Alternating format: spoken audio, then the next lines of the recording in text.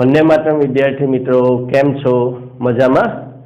Okay, तो चालो अत्यार सुधी आपणे आ जे चेप्टर छे एनी अंदर अणुरचनामां कया कया सिद्धांतो जोई लीधा। सौप्रथम कौशल लुईस अभिगम वडे अणुनी रचना जोई, लुईसना अष्टकना नियमने बराबर भण्या। त्यार पछी अणुनो आकार समजवा माटे आपणे VSEPR थियरी जोई, बंधना प्रकार जोया, आयनीय बंध अने सहसंयोजक बंध, आयनीय लाक्षणिकताने समझवा माटे आपणे फजानना रूल्स जोया। हवे आपणे चेप्टरना बीजा भाग तरफ एक आखो भाग पूरो थयो मित्रों एम मनाय, जे अष्टकना नियम साथे घणो बधो संबंधित हतो अने लुईस रचनाओ साथे संबंधित हतो। हवे आपणे एक एवा भागमां जईए छीए ज्यां ए बधा करता कंईक नवुं, नवी ज रीते कंईक आपणे अणुनी रचना शीखीशुं। ए छे संयोजकता बंधनवाद। એટલે એનો અર્થ એવો થયો કે હવે લुईस રચનાઓને આધારે આપણે નથી શીખવાનું, બરાબર? કઈ નવા જ પ્રકારે આપણે અણુની રચનાને શીખવાની છે। ચાલો શરૂ કરીએ। तो नवो टॉपिक है आपनो आजनो संयोजकता बंधनवाद, जेने कहेवामां आवे छे वेलेन्स बॉन्ड थियरी, जेने टूंकमां VB वेलेन्स बॉन्ड VBT तरीके ओळखवामां आवे छे। ओके, એટલે કોઈ એમ કહે કે VB थियरी શું છે? તો VB थियरी એટલે संयोजकता बंधनवाद। ओके, तेना शोधक हता हिटलर अने लंडन અને આ સિદ્ધાંત પરમાણુ કક્ષકોના સંમિશ્રણ, સંકરણ અને અધ્યારોપણ પર આધારિત છે। જે બધું આપણે આગળ જતા સમજીશું કે સંમિશ્રણ કેવું હોય, સંકરણ કોને કહેવાય, અધ્યારોપણ કોને કહેવાય, આ બધું આપણે આગળ શીખીશું। તો હવે આજે આપણે એક મેઇન થિયરી સમજીએ, સંયોજકતા બંધનવાદને આધારે H2 અણુની રચના સમજાવો। મિત્રો, ઇઝી અને મોસ્ટ ઇમ્પોર્ટન્ટ થિયરીમાં સમાવેશ થાય છે મોસ્ટ IMP। ઓકે, થિયરીના જે સવાલ છે એની અંદર 3 માર્કના ગુણમાં, ક્યારેક પહેલા જૂના પ્રશ્નમાં 4 માર્કના પ્રશ્ન હતા, તો 4 માર્કમાં પણ આ થિયરી પૂછાતી હતી। એટલે હવે તમને 5 માર્કમાં પણ આ થિયરી આવી શકે, એટલે ખાસ ધ્યાન રાખવું। એકદમ ઇઝી છે મિત્રો, તરત જ આવડી જશે। આપણે હાઇડ્રોજન અણુની રચના સમજવી છે। ધારો કે આપણી પાસે હાઇડ્રોજનના 2 પરમાણુઓ છે, A અને B। મિત્રો, અહીંયા મેં ઘણું લખાણ થોડું ટૂંકું કરેલું છે, એટલે પેમ્પલેટમાં બરાબર લોંગ રીતે જેટલું પરીક્ષામાં લખવાનું છે એટલું આપેલું છે। અહીંયા સમજવા માટે અમુક જગ્યાએ લખાણ ખૂબ જ ટૂંકમાં છે, તો તમારે પેમ્પલેટમાં આપેલા પ્રમાણે અથવા ટેક્સ્ટ બુક પ્રમાણે જ લખવું। ઓકે, તો Hના 2 પરમાણુ A અને B છે, જેના કેન્દ્ર અનુક્રમે Na અને Nb છે। N for nucleus, nucleus of A, nucleus of B, અને તેમના ઇલેક્ટ્રોનને E અને EB વડે દર્શાવે। એટલે 2 પરમાણુ A અને B, તેના કેન્દ્રોની સંજ્ઞા Na અને Nb અને તેના ઇલેક્ટ્રોનની સંજ્ઞા E અને EB છે। હવે આ બંને પરમાણુને એકબીજા સાથે જોડાવવું છે, અને જોડાવા માટે તેઓ એકબીજાની નજીક આવે છે। પણ મિત્રો, આપણે સ્ટોરીને શરૂ કરીએ, બંને નજીક આવે છે તે સૌ પ્રથમ એકબીજાથી એટલા દૂર હોય છે કે તેમની વચ્ચે કોઈ આકર્ષણ કે અપાકર્ષણ હોતું નથી। જો અહીંયા આલેખ દ્વારા પણ આપણે થિયરી સાથે સાથે સમજતા જઈશું। શરૂઆતની સ્થિતિ છે, 2 પરમાણુ એકબીજાની નજીક આવતા જાય, પણ હજુ એવી જગ્યાએ છે, નજીક આવે છે પણ એવી જગ્યાએ છે કે જ્યાં તેમની વચ્ચે કોઈ આકર્ષણ અને અપાકર્ષણ નથી। હજુ પણ નજીક આવતા આવતા ધીમે ધીમે એકબીજાની એટલા નજીક આવી જાય, બરાબર, કે તેમની વચ્ચે આકર્ષણ, નવા આકર્ષણ અને અપાકર્ષણ બળો ઉદ્ભવે। પોતાની અંદર જૂના આકર્ષણ અપાકર્ષણ બળ તો હોય જ, પણ અમુક હદ કરતાં વધારે નજીક આવવા માંડે એટલે તેમની વચ્ચે આકર્ષણ અને અપાકર્ષણ બળો શરૂ થાય। ઓકે, તો હવે કયા કયા આકર્ષણ બળો તેમની વચ્ચે હોય અને કયા અપાકર્ષણ બળો હોય તે આપણે સમજીએ। ચાલો, હવે આપણે પહેલા અહીંયા મેં 4 સંજ્ઞા લીધી છે, એ જોઈએ। આ એનું કેન્દ્ર, હાઇડ્રોજનનો પહેલો પરમાણુ A અને બીજો પરમાણુ B। આ પહેલા પરમાણુનું કેન્દ્ર, પહેલા પરમાણુનો ઇલેક્ટ્રોન, પહેલા પરમાણુનું કેન્દ્ર અને પહેલા પરમાણુનો ઇલેક્ટ્રોન, બરાબર। આ કોનો કેન્દ્ર? A નું, ઇલેક્ટ્રોન A નું। હવે આ બીજા પરમાણુનું કેન્દ્ર, બીજા પરમાણુનો ઇલેક્ટ્રોન છે। ઓકે, કયા કયા આકર્ષણ બળો હોય? તો મિત્રો, જ્યારે એ લોકો એકબીજાની નજીક નહોતા આવ્યા ત્યારે પણ પહેલા જૂના આકર્ષણ બળો તેમની વચ્ચે હોય જ। જૂના આકર્ષણ બળ કોની વચ્ચે હતું? તો A નું કેન્દ્ર અને પોતાનો ઇલેક્ટ્રોન, એની વચ્ચે તો આકર્ષણ બળ હોય જ। મિત્રો, નિશાનીમાં ખાસ આ તીરની નિશાની ખાસ ધ્યાન રાખજો આ રીતે, કે Na અને E વચ્ચે તો આકર્ષણ બળ હતું જ, એવી જ રીતે NB અને EB વચ્ચે પણ આકર્ષણ બળ પહેલેથી જ હોય છે, ઉદ્ભવતું નથી, હોય જ છે, બરાબર।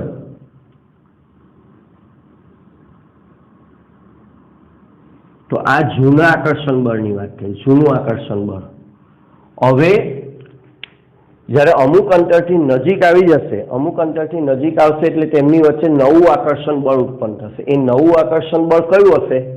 તો એ નવું આકર્ષણ બળ હશે Na અને Eb વચ્ચે. તો આ જે Na છે અને Eb આ બંને પણ અમુક હદથી નજીક આવતા તેમની વચ્ચે આકર્ષણ બળ શરૂ થશે. એટલે આ જૂનું, આ નવું આકર્ષણ બળ છે. ખાસ ધ્યાન રાખજો, આ નવું જૂનું આકર્ષણ બળ. અને અહીંયા Nb અને Ea એકબીજા પર આકર્ષણ લગાવવાનું શરૂ કરશે, જે નવું આકર્ષણ બળ છે. એટલે જૂનું આકર્ષણ બળ એટલે પોતાના જ ઇલેક્ટ્રોન અને પોતાના જ કેન્દ્ર વચ્ચેનું આકર્ષણ બળ. અને નવું આકર્ષણ બળ એટલે શું? એક પરમાણુનું કેન્દ્ર અને બીજા પરમાણુના ઇલેક્ટ્રોન વચ્ચે લાગતું આકર્ષણ બળ, જે અહીંયા તમારે લખવાનું છે, મેં ટૂંકમાં લખ્યું છે.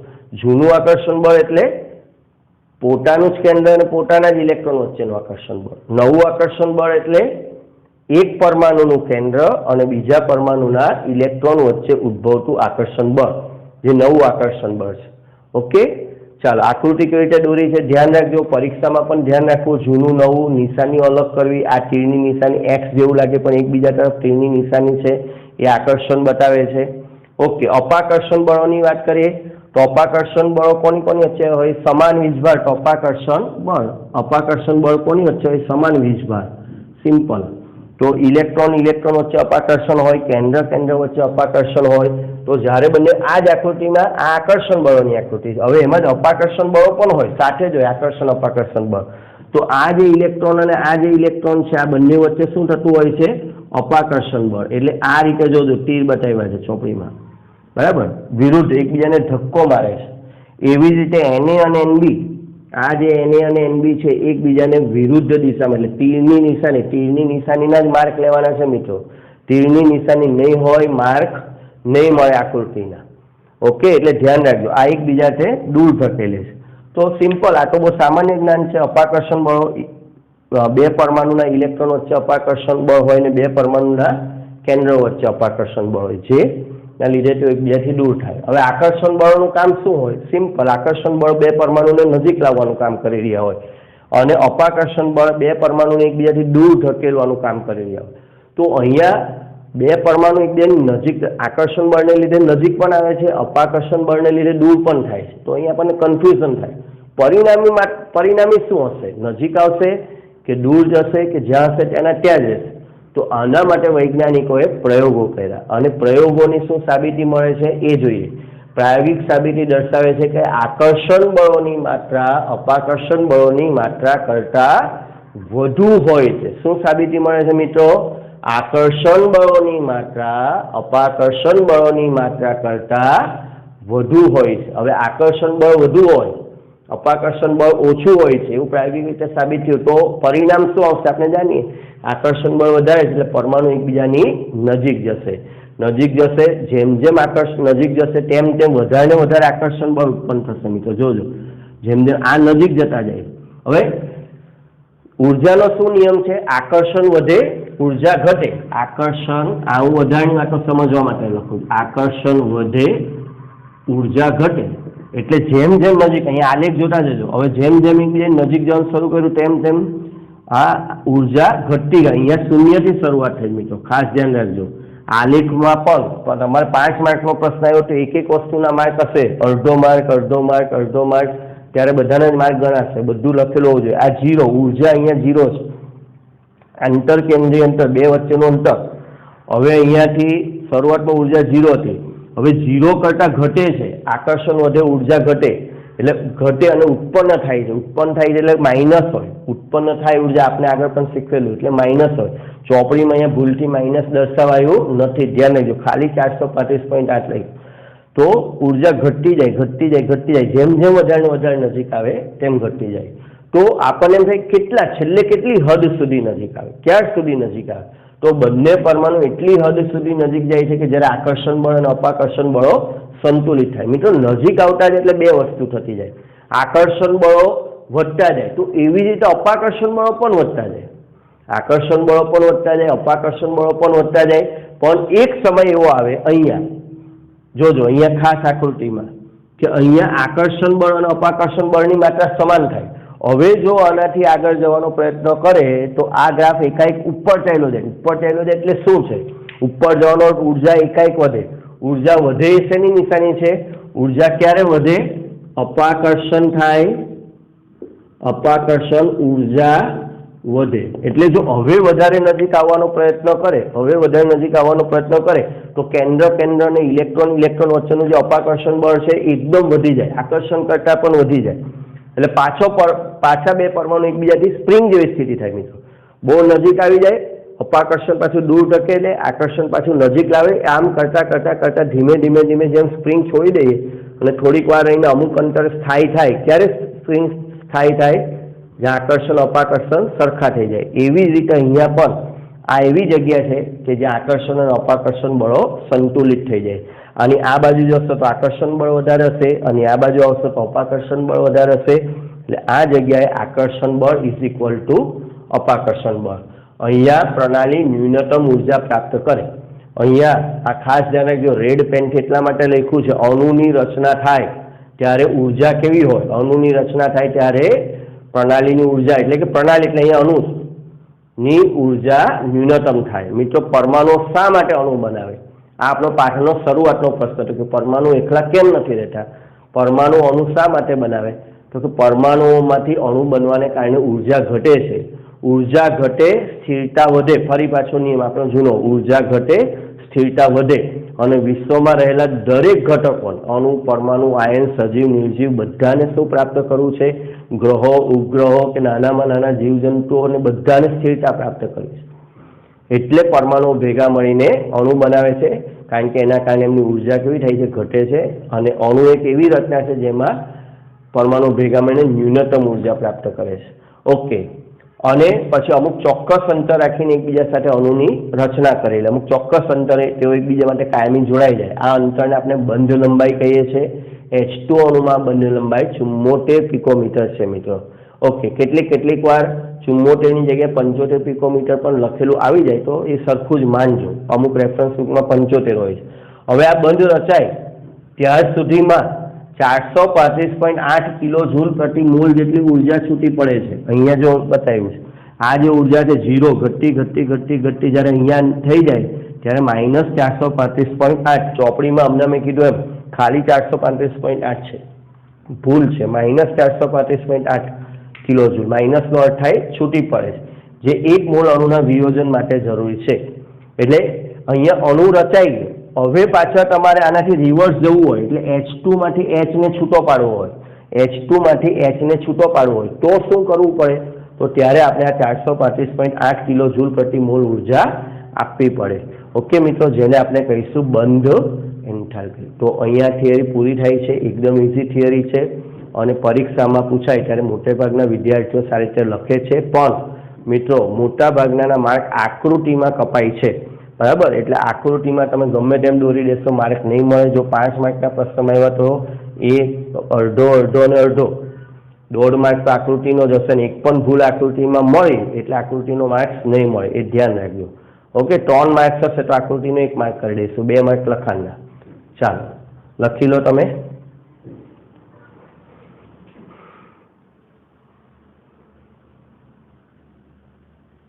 ચાલો મિત્રો, હવે આપણે સંયોજકતા બંધનવાદની અભિધારણાઓ જોઈએ. ચોપડીમાં એને આ રીતે દર્શાવ્યું છે કક્ષકીય સંમિશ્રણનો ખ્યાલ. એટલે આપણે એને આ રીતે પ્રશ્ન તરીકે લઈ શકીએ, સંયોજકતા બંધનવાદની અભિધારણાઓ લખો અથવા કક્ષકીય સંમિશ્રણનો ખ્યાલ સ્પષ્ટ કરો. તો સંમિશ્રણ એટલે શું? આપણે હમણાં સંમિશ્રણ શબ્દ વાપરો તો એક પરમાણુની અર્ધપૂર્ણ કક્ષક બીજા પરમાણુની અર્ધ પરમાણુ કક્ષક સાથે સંમિશ્રણ પામે એટલે એકબીજાના ક્ષેત્રમાં દાખલ થાય અને જોડાય તો એને સહસંયોજક બંધની રચના થાય એમ કહેવાય. જેમ કે આ એક S કક્ષક છે એક પરમાણુની અને આ બીજા પરમાણુની S કક્ષક છે, બરાબર? હવે આનો જે આ વિસ્તાર છે એની અંદર આ કક્ષક પ્રવેશે અહીંયા તો આ સંમિશ્રણ થયું કહેવાય. આ થઈ ગયું સંમિશ્રણ. અને એ જ બંધ રચાયો, સહસંયોજક બંધ રચાયો. જેટલું વધારે સંમિશ્રણ, ધારો કે આ કક્ષકો હજુ વધારે એકબીજાની અંદર દાખલ થાય તો આને સંમિશ્રણ વધુ, બંધ વધારે મજબૂત છે એમ કહેવાય. તો આને સંમિશ્રણ કહેવાય. પી પ્રકારની કક્ષક હોય તો આ એક કક્ષક, આ બીજી કક્ષક, આ બે કક્ષકો એકબીજામાં કેવી રીતે દાખલ થાય તે સમજીએ. ઓકે, તો પી કક્ષકોનું સંમિશ્રણ કહેવાય. તો ખાસ શરત શું છે મિત્રો, ધ્યાન રાખજો, અર્ધપૂર્ણ. આ જે કક્ષકો એકબીજા સાથે એકબીજાની અંદર દાખલ થનારી હોય તેની પાસે અર્ધપૂર્ણ એટલે કે એક એક ઇલેક્ટ્રોન જ હોવો જોઈએ. અભિધારણાઓ, સંમિશ્રણ પામતી પરમાણુ કક્ષકોની ઉર્જામાં વધુ તફાવત હોવો જોઈએ નહીં. મિત્રો આ જે કક્ષકો આપણે ભેગી કરીશું આગળ જતા બધા પરમાણુઓમાં, બરાબર, તો ખાસ ધ્યાન રાખીશું કે ઉર્જામાં વધારે તફાવત નહીં હોવો જોઈએ. 2s અને 2p ચાલી શકે, 3s અને 3p ચાલી શકે, બરાબર, 2s 2p થઈ શકે, 3s 3p થઈ શકે. પણ 2p અને 3s, કોઈ એમ કહે 2p અને 3s, તો એ ઉર્જાનો તફાવત કેવો કહેવાય? મોટો કહેવાય. એની વચ્ચે સંમિશ્રણ થઈ શકે નહીં. ઓકે, અર્ધપૂર્ણ કક્ષકોમાં ઇલેક્ટ્રોનની સ્પિન એકબીજાથી વિરુદ્ધ હોવી જોઈએ.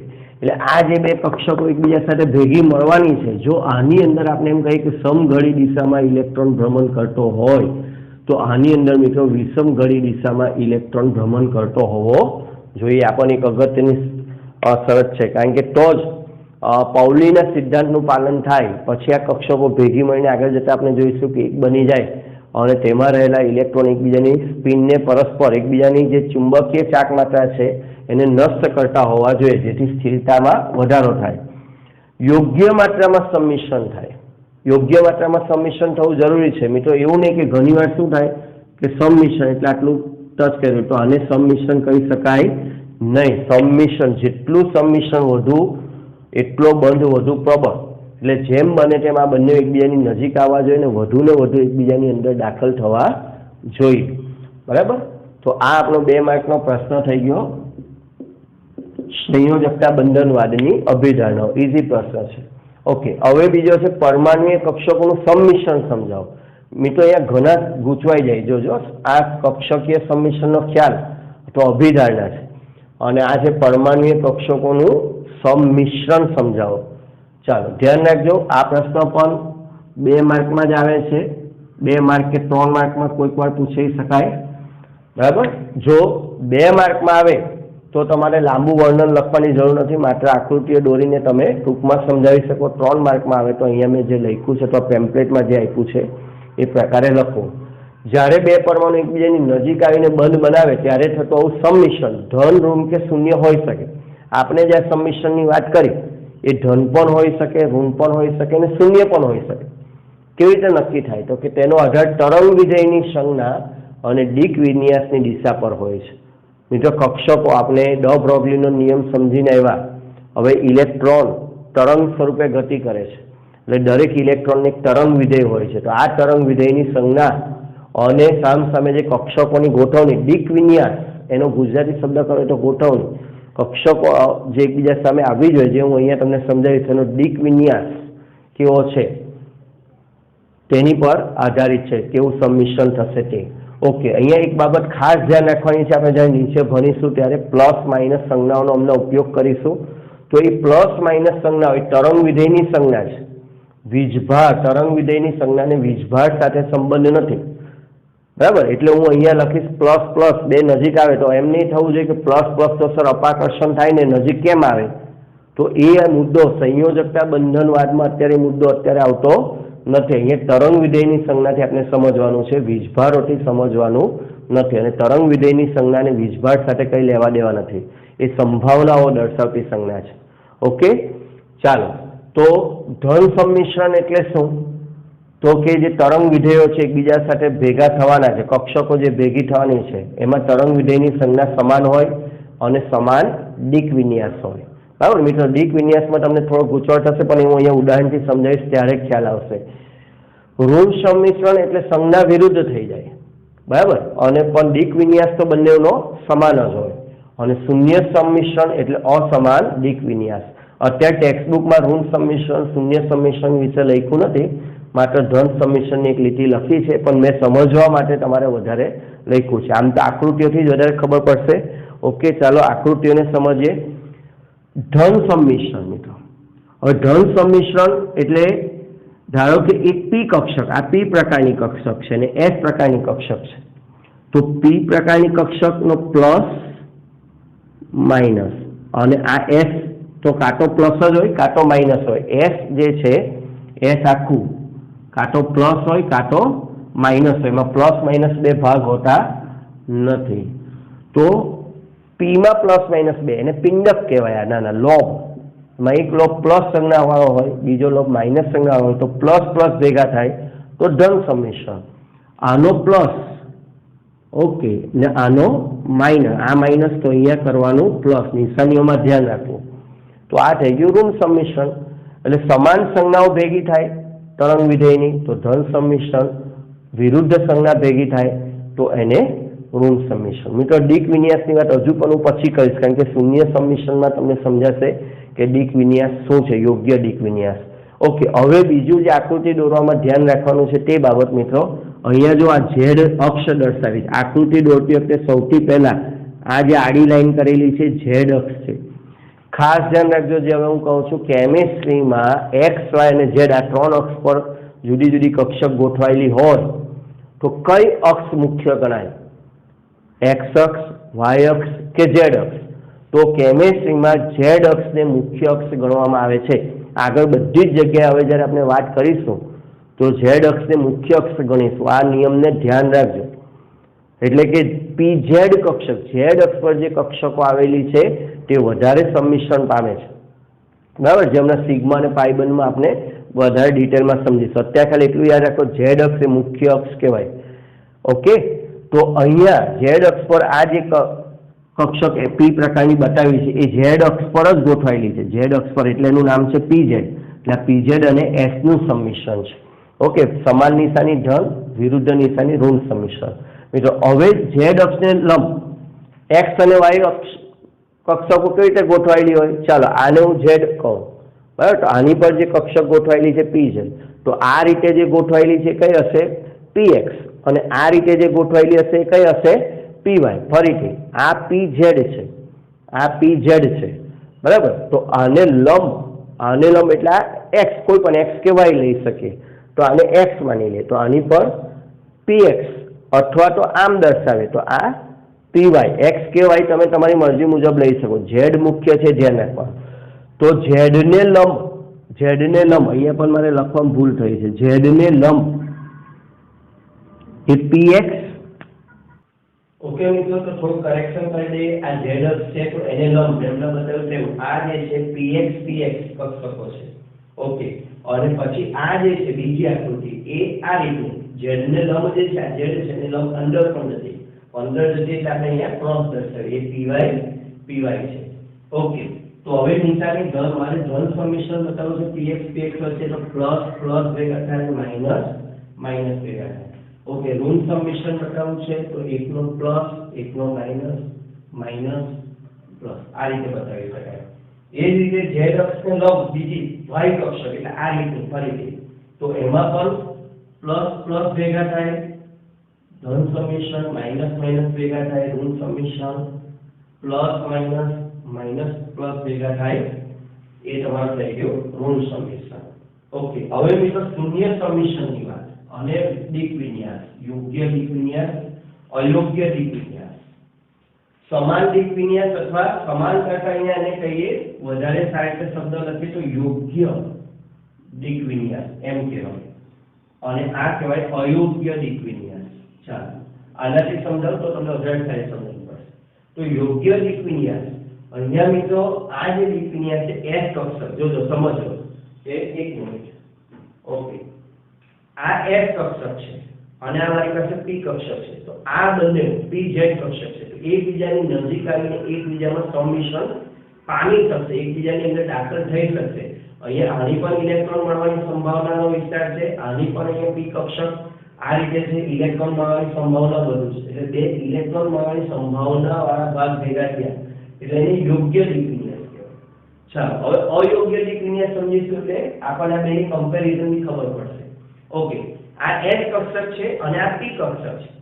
આ બંને જો આ રીતે ભેગા મળે અને અહીંયા ટચ થાય શું થશે? અહીંયા આ જે P કક્ષકનો આ ભાગ છે, P કક્ષકનો આ ભાગ છે, ત્યાં ઇલેક્ટ્રોન મળવાની સંભાવના ચેપ્ટર નંબર 2 ઇલેક્ટ્રોન મળવાની સંભાવના કેવી છે? શૂન્ય. આમાં તો ઇલેક્ટ્રોન મળવાની સંભાવના છે, તો આની અંદર ઇલેક્ટ્રોન મળવાની સંભાવના નથી આ ભાગ પર અહીંયા વચ્ચે. તો આ બેનું ભલે સંમિશ્રણ થાય પણ દીક વિન્યાસ યોગ્ય નથી એવું કહેવાય. શું યોગ્ય નથી? દીક વિન્યાસ. એટલે દીક વિન્યાસ યોગ્ય ન હોય એટલે શું? કે ભાઈ એકમાં ઇલેક્ટ્રોન મળવાની સંભાવના હોય પણ બીજામાં ઇલેક્ટ્રોન મળવાની સંભાવના ન હોય, અથવા તો બંનેમાં ઇલેક્ટ્રોન મળવાની સંભાવના ન હોય. દાખલા તરીકે આ અહીંયા જે PZ અને PX કે PZ કે PY માં. ચાલો ઓકે, એને આપણે સમજીએ. ધારો કે મિત્રો આ આને આપણે કીધી PZ, ઓકે, અને આ PX, આ બે ભેગી થાય અહીંયા. ચાલો ભેગી થઈ આ રીતે સંમિશ્રણ થયું. શું થયું? આનો તો અહીંયા ઇલેક્ટ્રોન મળી આવવાની સંભાવના વાળો વિસ્તાર છે, પણ આનો વિસ્તાર અહીંયા કેવો છે? ઇલેક્ટ્રોન મળી આવવાની સંભાવના 0 છે. તો આવું પણ ચાલતું નથી. ઓકે, હવે આ PX અને PZ ની વાત છે. આની જગ્યાએ હું PY લઉં. PY એટલે આ રીતે હોય કે PZ, આ એક પરમાણુની PZ અને બીજા પરમાણુની આ PY. અહીંયા પણ જો વચ્ચેથી મળે તો આની પાસે તો ઇલેક્ટ્રોન મળવાની સંભાવના છે, પણ અહીંયા ઇલેક્ટ્રોન મળવાની સંભાવના નથી. ઓકે, તો એ પણ અયોગ્ય દીક વિન્યાસ કહેવાય. અહીંયા મિત્રો નિશાનીનું કોઈ મહત્વ નથી. પ્લસ પ્લસ એટલે અહીંયા એવું કઈ નથી કે આ નિશાની અને આ નિશાની. ઓકે, એટલે અહીંયા નિશાનીનું મહત્વ નથી. દીક વિન્યાસ જ યોગ્ય નથી. ઇલેક્ટ્રોન બેમાંથી એક કક્ષક એવી હોય છે કે જ્યાં ઇલેક્ટ્રોન મળવાની સંભાવના શૂન્ય હોય, તો એને અયોગ્ય દીક વિન્યાસ કહેવાય. આવું થઈ ગયું ત્યારે થતું સંમિશ્રણ કેવું કહેવાય? શૂન્ય સંમિશ્રણ. ઓકે મિત્રો, ચાલો લખી લો.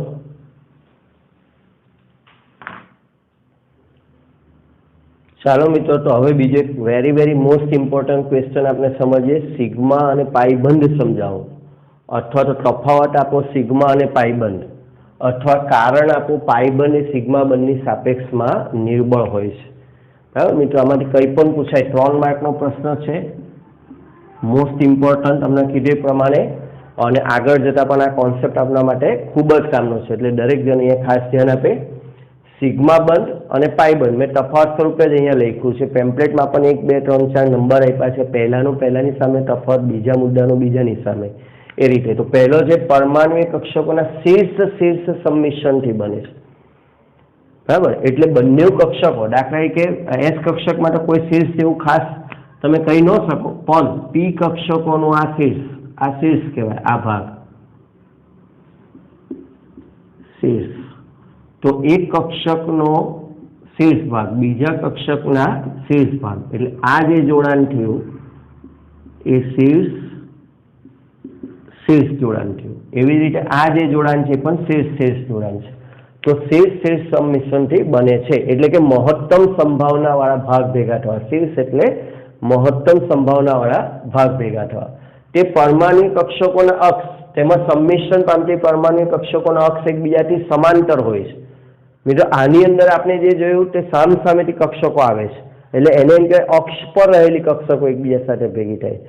આની અંદર કક્ષકોના અક્ષ એકબીજાની સમાંતર રહે છે, એટલે આ ઝેડ અક્ષ મુખ્ય. ફરીથી તો આ એક્સ અક્ષ પર રહેલી બે કક્ષક સામે આવે પણ એ સંપૂર્ણ એકબીજા પાસે જઈ શકતી નથી. આ ઝેડ અક્ષ છે, બરાબર. એટલે પીએક્સ અથવા પીવાય, આ પીએક્સ અથવા તો આ રીતની પીવાય કક્ષક જ્યારે એકબીજા સાથે ભેગી થવાનો વારો આવે, હું એક્સથી સમજાવું, ત્યારે એ કમ્પ્લીટલી એકબીજાની નજીક આવી રીતે જઈ શકતી નથી. ત્યારે શું થશે, આનો ઉપરનો ભાગ અને એવી જ રીતે આનો નીચેનો, અહીંયા હું એક સાથે તો બે નહીં બતાવી શકો, તો આ રીતે ખાલી ઉપરનો ભાગ અને નીચેનો ભાગ દૂરથી ભેગા થાય એવું કહેવાય. તો અહીંયા જે અક્ષ છે, બરાબર, આ અક્ષની વાત થઈ રહી છે. આ અક્ષ એકબીજાને કેવી છે, સમાંતર છે. ઓકે, તો સંમિશ્રણ પામતી પરમાણુ કક્ષકોના અક્ષ એકબીજાથી સમાંતર હોય છે, અથવા એમ કહી શકો જ્યારે સંમિશ્રણ પામતી પરમાણુ કક્ષકોના અક્ષ એકબીજાથી સમાંતર હોય ત્યારે રચાતા બંધને પાઈ બંધ કહેવાય. ઓકે, મુદ્દા નંબર 2, આ પ્રકારનું સંમિશ્રણ નીચે દર્શાવેલી કક્ષકો વડે થાય. કઈ કઈ કક્ષકો વચ્ચે સિગ્મા બંધ રચાય? તો એસ એસ કક્ષકોનું જોડાણ હંમેશા સિગ્મા બંધ જ રચે. એસ અને એસ હંમેશા સિગ્મા બંધ રચે. એસ અને પી કક્ષકોનું જોડાણ પણ હંમેશા સિગ્મા બંધ જ રચે. મિત્રો ધ્યાન રાખજો, હંમેશા સિગ્મા બંધ રચે. હવે જ્યારે પી પી કક્ષકો જોડાશે, પી પી કક્ષકો જોડાશે ત્યારે બે સંભાવના ઊભી થાય છે, સિગ્મા અને પાઈ. તો એને ખાસ સમજીશું. ઝેડ અક્ષ મુખ્ય છે, ફરીથી ઝેડ અક્ષ મુખ્ય ગણવી એટલે એનો અર્થ એવો છે કે જ્યારે બે પીઝેડ કક્ષકો એકબીજામાં સામસામેથી દાખલ થશે આ રીતે, તો મહત્તમ સબમિશન પામશે. બંધ પણ ખૂબ જ મજબૂત હશે. મિત્રો આને આ રીતે પણ સમજી શકે, ધારો કે આ મારા જે બે હાથ છે આ મહત્તમ સંભાવના છે, તો આ જ્યારે એકબીજા સાથે દાખલ થાય અને એકબીજા સાથે કનેક્ટ થઈ ગયા તો આ બંધ એકદમ મજબૂત છે. હવે આને તોડવો મુશ્કેલ છે. ઓકે, જ્યારે આની અંદર વાત કરીએ તો આ બે અહીંયાથી ભેગા થાય પણ આ રીતે ભેગા થાય, આ રીતે જો, તો આને તોડવા એકદમ સરળ છે. એટલે અહીંયા સબમિશનનું પ્રમાણ કેવું કહેવાય? ઓછું કહેવાય. એટલે એ અહીંયા પણ લખેલું છે. તો પીઝેડ કક્ષક જે છે એનું સબમિશન આપણને સિગ્મા બંધ આપે છે. જ્યારે પીએક્સ કે પીવાય અહીંયા આપણે એકની જ આકૃતિ દોરી છે પીએક્સની, અને તમે પીએક્સ પણ ગણી શકો મિત્રો અને પીવાય પણ ગણી શકો, બરાબર. એમાં તમે પીએક્સની જગ્યાએ પીવાય લખી નાખો તો કોઈ ખોટું આપતું નથી. તો પીએક્સ કે પીવાય કક્ષકોનું સબમિશનથી પહેલા તો આવી આકૃતિ રચાય, ચોપડીમાં આવી સુધારીને આકૃતિ આપીશ, ઉપર બંધ અને એક બંધ આ રીતે નીચે, તો પાઈ બંધ રચાય ત્યાં.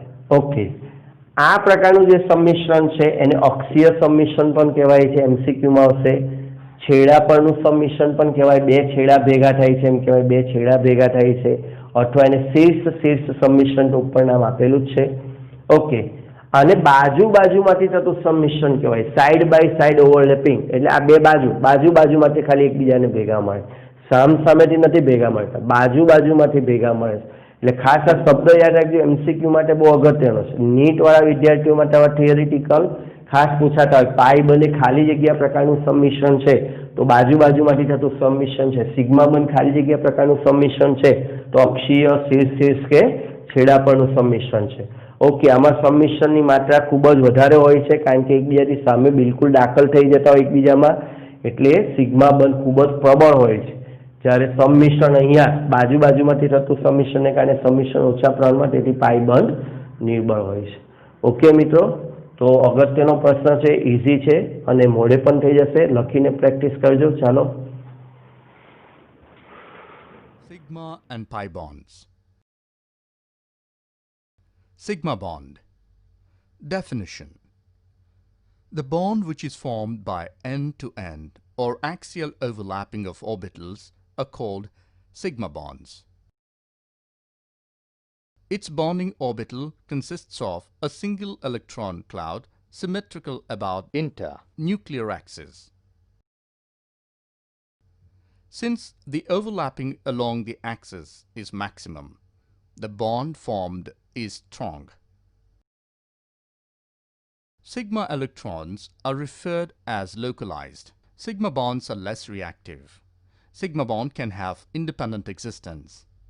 Groups or atoms with small size attached to it are torsionally rotated about sigma bonds. Sigma bonds help to determine the shape of molecule. Pi bond. Definition. It is a weak covalent bond formed by sidewise or lateral overlapping. The bonding orbitals consists of two electron clouds, one above and other below the plane of participating atoms. Pi bond is weak because lateral overlapping of orbitals. Pi electrons are referred as delocalized. Pi bonds are more reactive. Pi bonds always exists with sigma bonds. Groups or atoms attached to it are not rotated about this bond. Pi bonds does not affect the shape of molecule. It is formed by pure orbitals.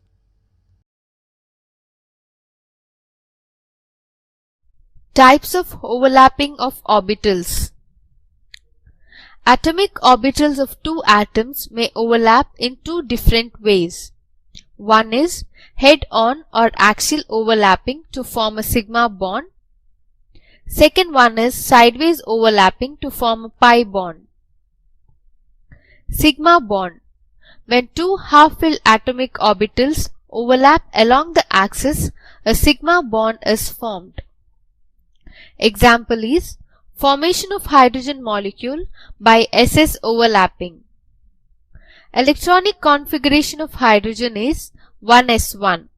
When two hydrogen atoms approach each other, the 1s atomic orbital of each atom overlaps with the other and the electrons get paired to form a SS sigma bond between the atoms.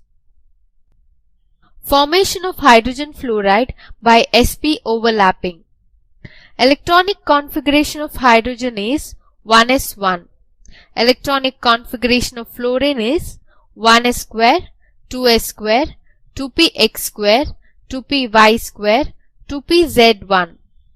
When hydrogen fluoride is formed, the 1s atomic orbital of hydrogen atom overlaps with 2pz orbital of fluorine atom along the axis. This leads to sp overlapping of orbitals forming a sigma bond. Formation of hydrogen fluorine by pp overlapping. A fluorine molecule is formed by the overlapping of 2pz orbitals of two fluorine atoms along the axis. This involves in pp overlapping forming a sigma bond. Pi bond. When two half-filled atomic orbitals overlap on sideways, they form a pi bond. The atomic orbitals overlap in such a way that their axes remain parallel to each other and perpendicular to the internuclear axis. તો મિત્રો અમને આપણે text બુકમાં sigma અને પાઈ બંધનો જે તફાવત આપ્યો છે એનસીઆરટી મુજબ સમજા. હવે થોડાક વધારાના મુદ્દા સિગ્મા અને પાઈ બંધને વધારે સારી રીતે સમજવા માટે જેને આપણે જી નીટના સંદર્ભમાં પણ આપણી પાસે બેઝિક નોલેજ હોય તો એ સારું એવા થોડાક મુદ્દાઓની ચર્ચા કરીએ અને પાઈ બંધના પ્રકારોને પણ સમજીએ. ચાલો તો સિગ્મા બંધ અને પાઈ બંધના વધારાના મુદ્દા એટલા માટે લખ્યા છે કે જ્યારે ગુજરાત બોર્ડમાં એનસીઆરટીમાં પ્રશ્ન મોસ્ટ ટાઈમ છે પૂછાય તો આ મુદ્દા લખવાના નથી તમારે, બરાબર. આ માત્ર સમજવા માટે છે. તો સિગ્મા બંધ અને પાઈ બંધ બે પરમાણુ વચ્ચે પ્રથમ રચાતો બંધ હંમેશા સિગ્મા બંધ જ હોય. મિત્રો બે પરમાણુ વચ્ચે જ્યારે બંધ રચાય એટલે પહેલો જે બંધ રચાય ને એ સિગ્મા બંધ જ હોય. એક કરતા વધારે બંધ રચાય એને કહેવાય બહુબંધન. બહુબંધન થાય તો સિગ્મા બંધ રચાયા પછી પાઈ બંધ રચાય. જેમ કે ઓક્સિજન છે O, તો O2 માં O ડબલ બંધ O, તો પહેલો O single bond O sigma બંધ રચાય, પછી જે બંધ રચાય એ પાઈ બંધ રચાય. ઓકે, એટલે પ્રથમ જે બંધ રચાય સિગ્મા બંધ, ત્યાર પછી વધારાના જેટલા પણ બંધ હોય તે પાઈ બંધ કહેવાય. એટલે એનો અર્થ એવો થાય કે સિગ્મા બંધથી જ બંધની શરૂઆત થાય. બહુબંધનમાં તેની સંખ્યા હંમેશા એક હોય છે, બરાબર. જ્યારે બહુબંધનમાં તેની સંખ્યા 0, 1 કે 2 હોઈ શકે. બહુબંધનમાં 0 તો ન કહી શકે એટલે થોડુંક સુધાર નાખીએ, 1 કે 2 હોઈ શકે. એટલે દાખલા તરીકે N2 નું ઉદાહરણ લઈએ તો N2 માં ટ્રિપલ બોન્ડ છે, N ટ્રિપલ બોન્ડ N, તો એમાં કેટલા સિગ્મા બંધ? તો સિગ્મા બંધ હંમેશા એક જ હોય. ગમે એટલા બંધ હોય જો બે પરમાણુ છે અને બહુબંધનમાં સિગ્મા બંધ એક જ હોય. બાકીના જે બધા બંધ હોય તે બધા બંધ કયા પ્રકારના કહેવાય? પાઈ બંધ કહેવાય. કોઈ પૂછે C triple bond N minus માં કેટલા સિગ્મા બંધ છે? તો સિગ્મા બંધ એક જ હોય. CH ટ્રિપલ બોન્ડ CH કેટલા સિગ્મા બંધ હોય? તો સિગ્મા બંધ એક જ હોય. સિગ્મા બંધ હંમેશા એક જ હોય. પાઈ બંધ બાકીના જે વધે તે મિત્રો પાઈ બંધ કહેવાય. એટલે 1 કે 2 હોઈ શકે. ખાસ સિગ્મા બંધની સૌથી અગત્યની બાબત શું છે? સિગ્મા બંધ અણુનો આકાર કે ભૂમિતિ નક્કી કરે છે. એટલે કે અણુનો આકાર કેવો હશે, કોના દ્વારા રચાય છે? આપણે VSCPR જે બધા આકારો જોઈને આવ્યા હતા, આપણે એક નિયમ જોયેલો કે બહુબંધનમાં એક કરતા વધારે બંધ હોય તો એને પણ એકલ બંધ તરીકે જ ગણવા. કેમ એવો નિયમ લીધેલો? કે માત્ર સિગ્મા બંધ જ આકાર રચવામાં ભાગ લે છે. જે વધારાના પાઈ બંધ બને છે આકાર નક્કી કરવામાં ઉપયોગી થતા નથી. એટલે સિગ્મા બંધ વડે અણુનો આકાર નક્કી થાય છે, પાઈ બંધ વડે અણુનો આકાર નક્કી થતો નથી. તેની બંધ એન્થાલ્પી બહુ વધુ હોય, આપણે જોઈએ એમાં સબમિશન પ્રબળ હોય, બંધ મજબૂત હોય એટલે એને તોડવા બહુ ઉર્જાની જરૂર પડે છે.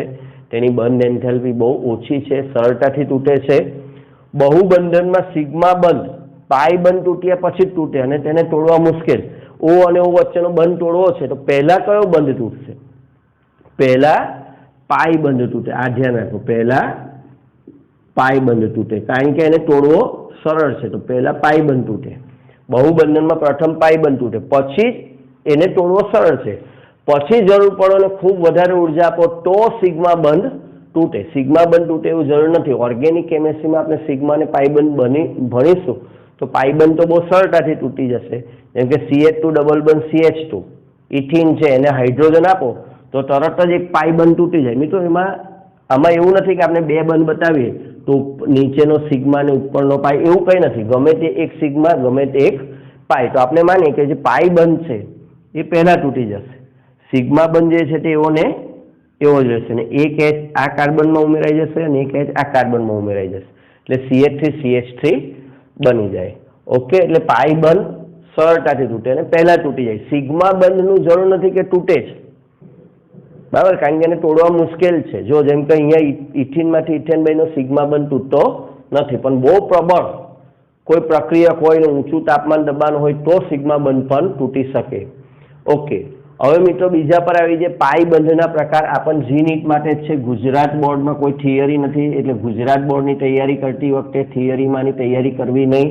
આ બધું ધ્યાન રાખજો. તમે વધારાનું વાંચી નાખો છો, ગુજરાત બોર્ડની પરીક્ષા હોય તો માત્ર NCERTનું જ વાંચવાનું. આ મુદ્દો ઓલરેડી આપણે પ્રકરણ નંબર 3માં પણ છેલ્લે ચર્ચો છે, પણ અહીંયા પણ ઉપયોગી છે. અહીંયા પણ એને MCQ આવે એટલે ફરીથી આપણે એકવાર જોઈએ. પી પાઈ બંધની આપણે વાત કરીએ અને પી પાઈ બંધ. પી પાઈ બંધ એટલે શબ્દો પરથી સમજીએ તો બે જે તત્વો છે એમની પી કક્ષકો વડે, બંને તત્વોની પી કક્ષકો વડે જ્યારે પાઈ બંધ રચાય તો એને પી પાઈ બંધ કહેવાય. આવું ક્યારે બની શકે? તો કે બંને તત્વો બીજા આવર્તના તત્વો જ હોવા જોઈએ. કયા આવર્તના હોવા જોઈએ? બીજા આવર્તના. કાર્બન, ઓક્સિજન, નાઇટ્રોજન વચ્ચે જ્યારે બંધ રચાતો હોય પાઈ બંધ તો એ પી પાઈ બંધ જ હોય, કારણ કે આની હંમેશા પી કક્ષકો, એમની પાસે ડી કક્ષકો જ નથી એટલે એમાં પી કક્ષકો વડે જ બંધ બને. ઓકે, તો CO3 - 2 NO2 - 1 CN- વગેરેમાં પી પાઈ બંધ રચાય છે. ઓકે, પી પાઈ બંધની વાત કરીએ તો બીજા આવર્તના તત્વો જ્યારે ત્રીજા કે અન્ય એની પછીના કોઈ પણ આવર્તના તત્વો સાથે પાઈ બંધ રચે ત્યારે પી પાઈ બંધ રચાય છે. કેમ? કારણ કે બીજા આવર્તના તત્વોની પી કક્ષક, બીજા આવર્તના તત્વોની પી કક્ષક અને અન્ય આવર્તના તત્વોની ડી કક્ષક ભાગ લે. ઉદાહરણ લઈએ SO3 - 2 SO4 - 2 PO4 - 2. મિત્રો એટલે સરળતાથી ઓળખી શકાય એમ છે. ચાલો, તો આટલું આપણે સિગ્મા અને પાઈ બંધ વિશે રાખીએ.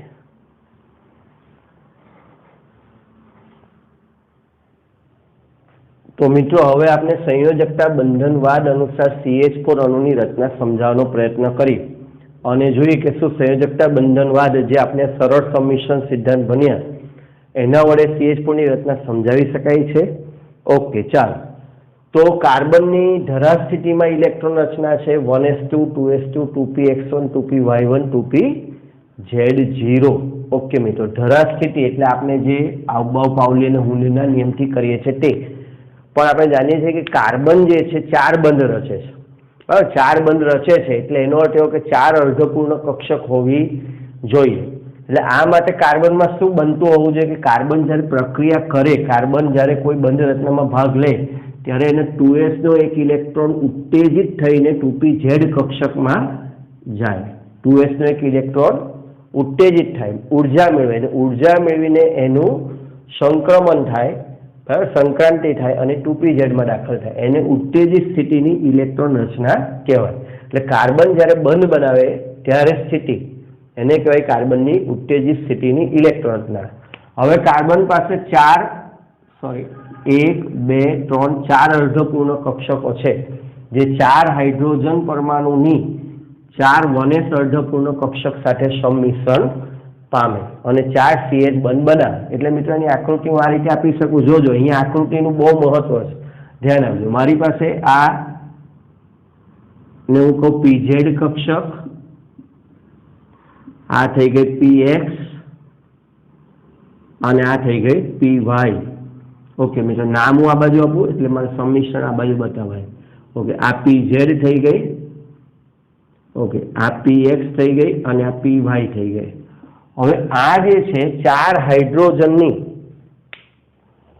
અને એક વચ્ચે છે 2s. આપણી પાસે આટલી કક્ષક છે, વચ્ચે એક 2s છે મિત્રો. એ 2s ને હું અહીંયા બતાવું એટલે ખ્યાલ આવે આપણને. 2s. ઓકે, તો હવે આપણે એ સમજવાનું છે કે કાર્બન પરમાણુની 3 p કક્ષકો એકબીજાને 90 અંશને ખૂણે છે, જે અહીંયા આપણે બતાવ્યું PX, PY અને PZ. મિત્રો આ PZ આ રીતે પાછળ છે, PY આ રીતે પાછળ છે, આ PZ છે, આ PX છે અને PY પાછળ છે. એટલે આપણે ક્રોસ બતાવવી પડે, કારણ કે આમ તો આપણે દોરી નહીં શકીએ ત્રિપરિમાણમાં.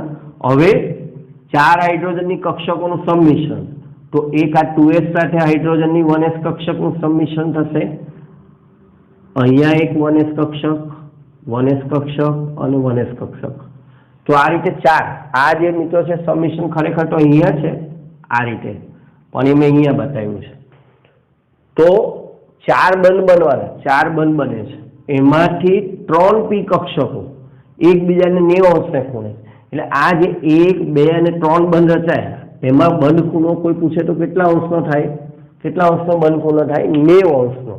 અને ચોથા ખૂણાની આ જે ચોથો બંધ બને છે એ તો 2 s કક્ષકો વચ્ચે છે. s કક્ષકો તો ગોળાકાર છે મિત્રો. ગોળાકાર હોવું એટલે ગોળાકાર વસ્તુ તો ગમે તે દિશામાંથી એકબીજા સાથે જોડાઈ શકે. આમ પણ જોડાઈ શકે, આમ પણ જોડાઈ શકે, આમ પણ જોડાઈ શકે. એની કોઈ દિશા નિશ્ચિત હોતી નથી, એમાં કોઈ ખૂણો નથી હોતો. 2 ગોળાકાર વસ્તુ, 2 ગોળા એકબીજા સાથે જોડાય તો કેટલા અંશને ખૂણે જોડાય એવું કહી શકાતું નથી. એટલે ચોથા બંધની દિશા સ્પષ્ટ હોતી નથી. તો જે અમને આપણે સંયોજકતા બંધનવાદ ભણ્યા એને અનુસાર સીધે સીધી CH4 અણુની રચના સમજવા જઈએ મિત્રો, તો શું મુશ્કેલી આવી તે આપણે સમજીએ. તો પ્રાયોગિક પરિણામ શું દર્શાવે છે? પ્રાયોગિક પરિણામ દર્શાવે છે કે CH4 અણુ ચતુષ્ફલકીય છે અને એમાં બધા જ બંધકોણ 109 ડિગ્રી 28 મિનિટ છે. પણ સંયોજકતા બંધનવાદ પ્રમાણે અમને આપણે જોયું તો 3 ખૂણા 90 અંશના અને ચોથો ખૂણો છે એના વિશે કશું સ્પષ્ટ કહી શકાતું નથી. એટલે આપણે એમ કહી શકીએ કે માત્ર સંયોજકતા બંધનવાદ એ અણુની રચના તો સમજાવી દે છે. સંયોજકતા બંધનવાદ એ અણુની રચના તો સમજાવી દે છે, પરંતુ જો કોઈ પૂછે મર્યાદા તો અણુનો આકાર, અણુમાં બંધ કોણ કે આકાર સમજાવતું નથી. સંયોજકતા બંધનવાદ, માત્ર સંયોજકતા બંધનવાદની વાત કરીએ તો એ અણુનો બંધકોણ કે આકાર સમજાવી શકતું નથી. આ લુઈસ રચના, પેલા અષ્ટકના નિયમ જેવું છે મિત્રો. અષ્ટકના નિયમની મદદથી આપણે અણુની રચના તો સમજી શકીએ પણ આકાર સમજી શકતા નથી. એમ માત્ર સંયોજકતા બંધનવાદથી પણ આપણે બંધકોણ કે આકાર સમજાવી શકાતો નથી. એના માટે સંકરણના સિદ્ધાંતને ધ્યાનમાં લેવો પડે છે. કયો સિદ્ધાંત? સંકરણ. સંયોજકતા બંધનવાદ અને સંકરણનો સિદ્ધાંત, આ બેને ભેગા કરવાથી અણુના આકાર વિશે અને અણુના બંધકોણ વિશે માહિતી પ્રાપ્ત થાય છે. ઓકે, તો આજે આપણે સંયોજકતા બંધનવાદને અહીંયા પૂર્ણ કર્યો. સંયોજકતા બંધનવાદમાં 4-5 થિયરી છે એ પૂરી કરી. હવે નેક્સ્ટ ટોપિકમાં આપણે સંકરણના સિદ્ધાંત વિશે ડિટેલમાં સમજીશું. ઓકે, લખી લો.